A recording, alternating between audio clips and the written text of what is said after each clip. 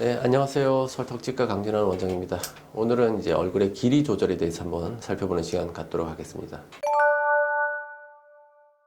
당연히 이제 그 얼굴 길이라는 것은 위턱의 길이, 아래턱의 길이, 턱끝의 길이 뭐 이런 것들이 이제 총합으로 이제 얼굴 길이가 결정이 되는데, 턱끝 길이가 줄어들면 당연히 얼굴 우리가 이제 하관이라고 하는 부분의 길이가 줄어들게 되고 당연히 변화가 어느 정도 당연히 있을 수밖에 없습니다.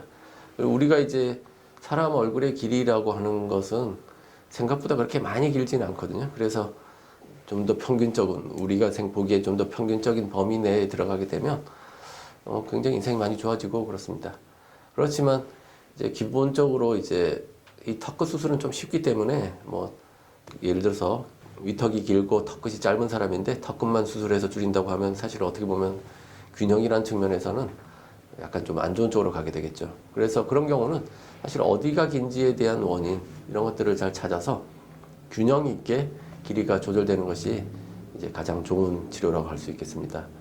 뭐 어쨌든 간에 뭐 위턱을 줄이던 아래턱을 줄이던 턱끝을 줄이던 이제 전체적으로 길이가 줄어드는 건 마찬가지니까 이 입을 다물고 있을 때 전체적인 느낌 자체는 많이 변화가 될 수는 있습니다.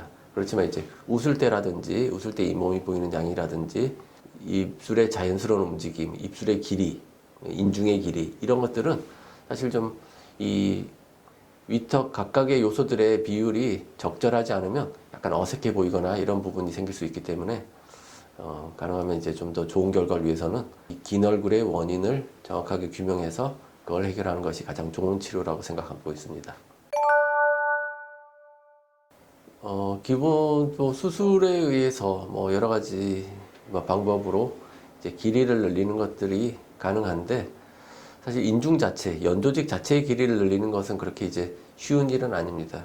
그래서 이제 수술해서 길이를 늘린다고 표현하는 것들은 위턱의 뼈의 길이, 그다음에 그래서 이제 치아가 노출되는 양을 증가시킨다든지, 입술에 윗입술이 옆으로 이렇게 있는 방향을 바꿈으로써 길이가 달라지게 보인다든지, 뭐 이런 것들을 조절하는 쪽에 가깝다고 생각할 수 있습니다.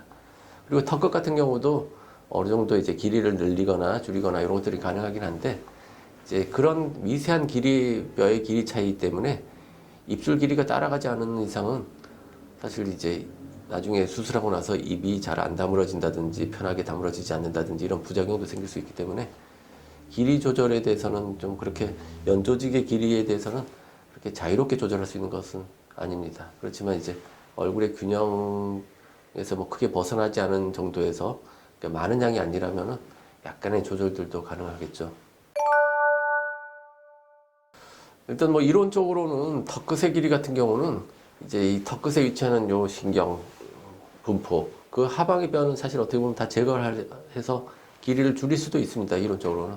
근데 이제 그렇게 되면은 거기에 부착되는 근육이라든지 그런 것들이 뭔가 좀 아무래도 좀 어색한 부분이 생길 수가 있고, 그다음에 턱의 뼈의 길이가 줄어든 만큼 살이 줄어드는 거 따라가는 것은 아니기 때문에 사실 이 정확한 양을 예측하기 위해서는 이제 이 턱끝에 붙어 있는 뼈가 같이 이동하는 식으로 수술이 돼야 되는데, 뭐 그렇게 고려를 해보면 이 턱끝의 수술에 있어서는 턱끝의 뼈에 한 5mm 정도의 길이가 남아 있어야 되고, 신경으로부터 한 2, 3mm의 여유가 있어야 된다고 생각하면 그 환자의 개개인에 따라서 그 한계가 조금 정해진다고 볼 수 있습니다.